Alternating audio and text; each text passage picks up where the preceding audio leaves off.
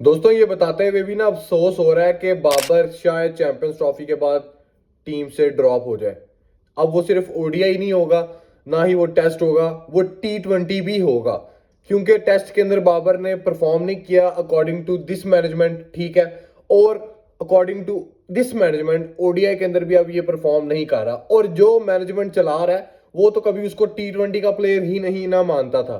तो ऐसे में साफ है कि बाबर ने अगर इस चैंपियंस ट्रॉफी के अंदर परफॉर्म ना किया तो फिर जो हालात बने हुए हैं ना, इसमें हम लोग कुछ भी नहीं कर पाएंगे, अवाम कुछ भी नहीं कर पाएगी। ये जो स्टैट्स होते हैं ये दिखा तो सकते हैं हम, लेकिन वहां पर अब कुछ नहीं होने वाला, क्योंकि ये टूर्नामेंट होने वाला है ना, ये बाबर का टूर्नामेंट अगर होगा तो फिर बाबर आगे बचेगा। अदरवाइज बाबर ड्रॉप हो जाएगा न्यूजीलैंड सीरीज के अंदर, जो न्यूजीलैंड जाकर हमने खेलनी है। 3 ओडीआईज और 5 T20 आईज।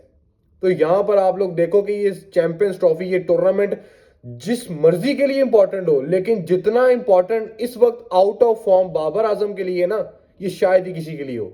ठीक है, क्योंकि बाबर घटिया फॉर्म के अंदर लगा हुआ है। उसको इन्होंने एक तो उधर भेजा हुआ जहां पर ये खेल नहीं सकता, सबसे बड़ा ब्लंडर ये है, और इन्होंने ऐसी करके बाहर कर देना है, जबकि आवाम पूरी कहेगी कि आप बाबर के साथ आपने ज्यादती किया है, बाबर को आप नंबर 3 पर खिलाते। अभी वैसे मैं एक जगह पढ़ कर आया हूं कि बाबर शायद ओपन ना करे अब अगले मैच के अंदर। सोचा जा रहा है कि साउथ शकील को फकर के साथ ओपन करवा दें। करवानी चाहिए, करवानी ही चाहिए। बाबर को उसके नंबर पे खिलाओ और जो ओपनर बढ़ना है वहां पर उसको डालो। लेकिन ये इतना कंफर्म नहीं है। ज्यादा चांस ये है, क्योंकि आकिब जवेद तो चौड़ा होकर कह रहा था ये प्रेस कॉन्फ्रेंस के अंदर आके कि बाबर ही ओपन करेगा, क्योंकि यहाँ पर वो बाउंस नहीं होता, स्विंग नहीं होता। मतलब वो बाबर को घटिया प्लेयर मानने पे आया हुआ था कि वहां पर तो हो जाता है हैंडल, यहाँ पर तो होगा ही नहीं, तो इसलिए बाबर को हमने ऊपर फेंक दिया। यहां से पता लगता है कि आकिब जवेद क्या कोई नहीं है। वो बस एक कह लो जी, उसने वो कह दिया था जी घास हटाओ, पंखे लगाओ, वो करो, ये करो, वो ठीक है। लेकिन जब का आकिब जवेद आया ना, आकिब जवेद की वजह से अभी तक हम कुछ भी नहीं जीते। सिर्फ उसने वो फॉर्मूला बताया, वो हम कर रहे हैं, हमारे स्पिनर्स ने आके किया। इसके अलावा आकिब जवेद का कोई एक काम बता दो मुझे। ऑन फील्ड पे आके रिजवान ही कप्तानी करवाता रहा बाहर जाकर अपने बॉलर से। अब यहां पर आप कहोगे कि रिजवान क्यों नहीं कर पा रहा, तो भाई वहां पर बॉलिंग कंडीशन थी। यहां पर देखा जाए ना तो यहां पर ऑलमोस्ट हमारे बॉलर्स आगे रेलू कट्टे हैं, तो और उनका पसीने निकलते हैं इन कंडीशंस पर आकर, और अगली टीम इन बॉलर्स पर और चढ़ जाती है हमारे शहजादों पे। तो इसमें रिजवान का कसूर नहीं, रिजवान का काम है फील्ड लगा देना और बॉलर को कह देना ले भाई ये तेरी फील्ड है, इसके अकॉर्डिंग चल, तू एक छक्का खा ले। लेकिन जब तू दो दो छक्के खाएगा, एक चौका खाएगा, तो इसमें रिजवान नहीं कुछ कर सकता। इसमें वो बेवकूफ बॉलर की ही गलती होगी साफ तौर पे, और ये हम बाबर की दफा भी कहते रहे। और हम सिर्फ कहते थे जी बाबर कप्तानी कप्तानी के अंदर वो वैसे ब्लंडर मारता था, फील्ड प्लेसमेंट के अंदर ऐसी वो ब्लंडर होते थे, बॉलिंग चेंजेस गलत होती थी। बट यहां पर रिजवान को नहीं हम कह सकते, रिजवान को नहीं हम कह सकते। लेकिन जो यहां पर मैं बात करूं बाबर की, तो बाबर यार ड्रॉप हो जाएगा, बहुत ज्यादा चांस है। बाबर क्या समझ नहीं आएगी कि बाबर शायद ड्रॉप हो जाए, और मैनेजमेंट ने कह देना साफ तौर पे आके कि बाबर के पास ये मौका था, बाबर ने मिस कर दिया और हमने बाबर को ड्रॉप कर दिया।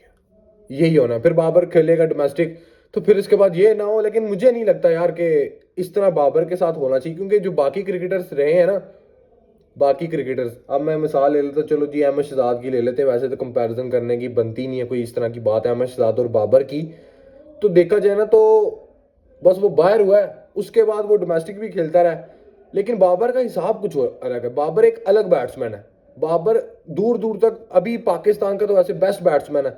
लेकिन ये तो देखना है ना मैनेजमेंट को, कि उसको पहले आप नंबर पे खिलाओ। मैं वैसे जाती तौर पे बताऊं तो बाबर जब अपने नंबर पे खेल रहा था 1 डाउन पर, बेशक उसकी घटिया फॉर्म लगी हुई थी, सो नहीं आ रहा था। लेकिन साउथ अफ्रीका के अंदर वो 1 डाउन पर खेल रहा था, 1 डाउन पर उसने अच्छे खासे 2 फिफ्टियां मार ली। उसके बाद वही फॉर्म वो कंटिन्यू करके लेकर गया ओपनर के तौर पे, क्योंकि उसको पता था कि यार टेस्ट में तो हो जाएगा। अब टेस्ट में भी आप लोग देखो, चौथे नंबर पे ज्यादा करियर खेला अपना वो, ठीक है। फिर अब वो वहां पर टेस्ट में 1 डाउन आ गया, फिर वो 1 डाउन के बाद वो ओपन पे आ गया। तो यहां पर बाबर के नंबर्स के साथ छेड़ाछेड़ी की जा रही है। चलो T20 के अंदर मैं कह दूंगा कि वो 1 डाउन खेले, क्योंकि साइम और रिजवान ही ओपन करें। अब यही हमारी टीम का क्राइटेरिया है, रिजवान और बाबर ने इकट्ठे ही खेलना है, तो ऐसे ही होगा। ठीक है, बाबर को आप 1 डाउन पे खिला सकते हो या ओपन भी करवा सकते हो। बट यहाँ पर ओडीआई और टेस्ट के अंदर आपको होता है कि नंबर्स की गेम होती है। अगर नंबर आगे पीछे होता है किसी भी प्लेयर का, तो यार वो ब्लंडर लगता ही लगता है। और ये जो बाबर जैसा प्लेयर है ये लेकर चलने वाला प्लेयर है। और अगर बाबर इस चैंपियंस ट्रॉफी के अंदर परफॉर्म कर गया तो इससे अच्छी कोई बात नहीं होगी। पाकिस्तान के चैंपियंस ट्रॉफी जीतने के भी चांसेस बन जाएंगे पाकिस्तान अगर बाबर रन करेगा। और बाबर के ओडीआई के अंदर 1500 है जो कि विनिंग कॉज के अंदर आए हुए हैं। 1500 मतलब 4 लूजिंग के अंदर आए हुए और 15 विनिंग के अंदर आए हुए। ये काफी बड़ी रेशियो है, विनिंग रेशियो। और अगर बाबर वन डाउन पर आता है, मेरी तो जाती दुआ है कि न्यूजीलैंड के खिलाफ बाबर आए, 50+ स्कोर करे चैंपियंस ट्रॉफी के अंदर, वो पाकिस्तान मैच जीत रही हो। 50+ स्कोर होना चाहिए। 100 उसके उस पर डिपेंड करता है कि वो 100 लेकर जाएगा नहीं, क्योंकि अब 100 लेकर आने में मुझे ऐसा लगता है कि टाइम तो लगेगा ही लगेगा, जिस तरह का डैमेज पाकिस्तान क्रिकेट बोर्ड ने उसके साथ कर दिया। ठीक है, तो यार बड़ा दुख होगा अगर बाबर इस तरह कहीं जाकर आगे ड्रॉप होता है, अगर चैंपियंस ट्रॉफी के अंदर फ्लॉप होता है। क्योंकि आपने बाबर के साथ किया है थोड़ा सा ऊपर नीचे, आप बाबर को वन डाउन पे खिलाते, फिर हम देखते जी बाबर क्या कर रहा है। ठीक है, ये अब आपने उसको ओपन फेंका है। जब साइम आएगा तो साइम ने तो ओपन करना है फखर के साथ, तो फिर तो बाबर वन डाउन पर आ जाएगा ना।